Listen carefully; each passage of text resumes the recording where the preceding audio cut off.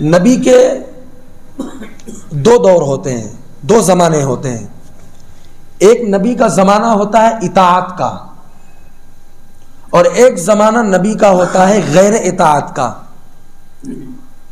حضور علیہ الصلاۃ والسلام سے پہلے جتنے بھی انبیاء کرام علیہ الصلاۃ والسلام تشریف لائے، ان کا ایک زمانہ محدود تھا جو اطاعت کا تھا.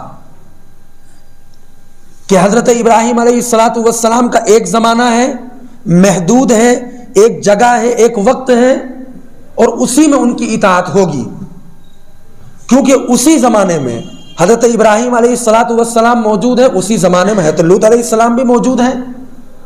لیکن دونوں نبیوں کا وقت الگ ہے، جگہ الگ ہے، اور وہ صرف ایک مخصوص جگہ اور ایک مخصوص زمانے کے لیے اور ایک مخصوص مقام کے لیے اللہ رب العزت نے ان کو نبی بنا کر بھیجا ہے.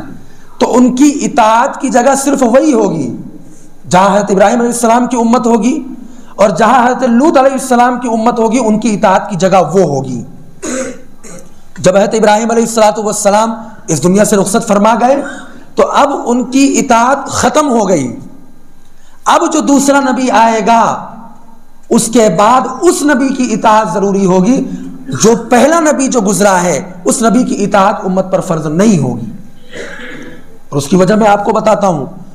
حضرت عیسیٰ علیہ الصلاۃ والسلام کی قوم، حضرت موسیٰ علیہ الصلاۃ والسلام کی قوم کافر ہوئے، مشرک ہوئے.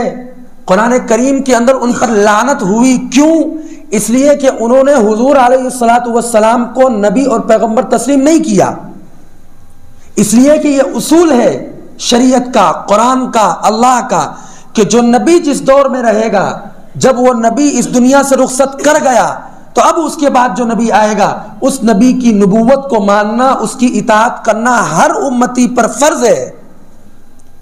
اب اگر کوئی شخص حضور علیہ الصلاۃ والسلام کے آنے کے بعد ان سے پہلے نبی کی جو امتی تھی، چاہے وہ یہودی ہوں، چاہے وہ عیسائی ہوں، وہ نصارہ ہوں، اگر انہوں نے حضور علیہ الصلاۃ والسلام کی نبوت کو، آپ کو نبی نہیں مانا، آپ کو پیغمبر تسلیم نہیں کیا، تو اللہ رب العزت نے قرآن کریم کے اندر اور دوسری جگہوں پر احادیث مبارکہ کے اندر ان کی لعنت فرمائی، ان سے جہاد کا حکم فرمایا، ان کو مدینہ منورہ سے بھگایا گیا، ان کو بیت المقدس سے خالی کرائی گئی جگہ. وہ اسی لیے کہ انہوں نے حضور علیہ الصلاۃ والسلام کو پیغمبر تسلیم نہیں کیا. تو نبی کا، ہر نبی کا ایک دور ہوتا ہے. حضور علیہ الصلاۃ والسلام ایک واحد نبی ایسے ہیں کہ آپ کا دور کبھی ختم نہیں ہوگا. آپ کا دور کبھی ختم نہیں ہوگا، اس لیے کہ آپ کے بعد کوئی نبی آنے والا نہیں ہے. حضور علیہ الصلاۃ والسلام کا جو مرکز اطاعت ہے، جو اطاعت کا دور ہے، وہ قیامت تک چلتا رہے گا، بلکہ قیامت کے بعد بھی چلے گا. اور اس کی دلیل میں آپ کو دیتا ہوں. میدان محشر قائم ہوگا، سارے لوگ موجود ہوں گے.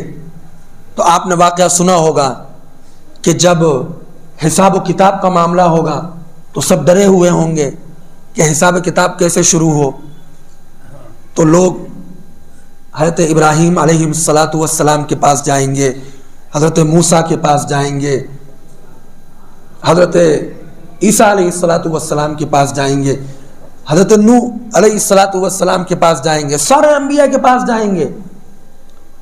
لیکن پھر ان کو کہاں بھیجا جائے گا؟ حضور علیہ الصلاۃ والسلام کے پاس بھیجا جائے گا. اور احادیث مبارکہ کے جو الفاظ ہیں وہ یہ ہیں کہ حضور علیہ الصلاۃ والسلام اس وقت بھی نبی ہیں، وہ حاضری میں بھی نبی ہیں، اس وقت بھی نبی ہیں، ان کی اطاعت آج بھی ہوگی. اسی وجہ سے سارے انبیاء کرام علیہم الصلاۃ والسلام انہی کے پاس بھیجیں گے، اور حضور علیہ الصلاۃ والسلام کی سفارش پر سارا معاملہ شروع ہوگا. یہ دلیل ہے اس بات کی کہ حضور علیہ الصلاۃ والسلام کا دور دنیا میں ہے ہی، آخرت میں بھی ہوگا. اور یہ ساری دلیلیں، یہ جو دلیل ہیں، یہ جو میں آپ کو بتا رہا ہوں، یہ اس بات کی دلیل ہے کہ حضور علیہ الصلاۃ والسلام کے بعد کوئی نبی نہیں آنے والا. کیونکہ اگر کوئی نبی آئے گا تو پھر اطاعت ختم، پہلے نبی کی اطاعت ختم، دوسرے نبی کی اطاعت شروع، پھر دوسرا نبی جو آئے گا اس کے لیے اللہ رب العزت ایک امت بھی پیدا فرمائیں گے، لیکن اللہ رب العزت نے کوئی امت نہیں پیدا فرمائی۔ حضور علیہ الصلوۃ والسلام کے بعد نبوت کا دروازہ بند کر دیا اور فرمایا کہ یہی وہ لوگ ہیں، یہی امت جو ہے قیامت تک اس کا سلسلہ چلتا رہے گا۔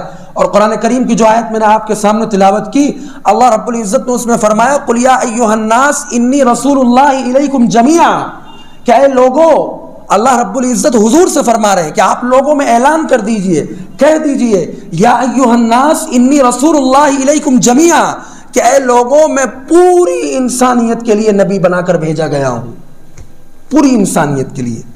بلکہ علماء نے یہاں تک لکھا ہے کہ حضور علیہ الصلوۃ والسلام جانوروں کے لیے، درختوں کے لیے، چرند و پرند کے لیے، سب کے لیے نبی بنا کر بھیجے گئے تھے۔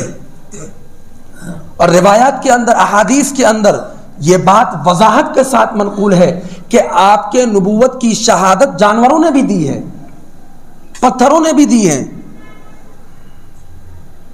زبان سے تو وہ کچھ نہیں بولتا مگر مٹھی میں کنکر بولتے ہیں، یہ شعر ہے کہ حضور علیہ الصلوۃ والسلام زبان سے تو کچھ نہیں بول رہے ہیں، لیکن جو کنکر مٹھی میں ہیں وہ بھی حضور علیہ الصلوۃ والسلام کی نبوت کی اور آپ کے رسالت کی گواہی دے رہے ہیں کہ زبان سے تو وہ کچھ نہیں بولتا مگر مٹھی میں کنکر بولتے ہیں۔ حضور علیہ الصلوۃ والسلام کے ہاتھوں میں کنکروں نے گواہی دی۔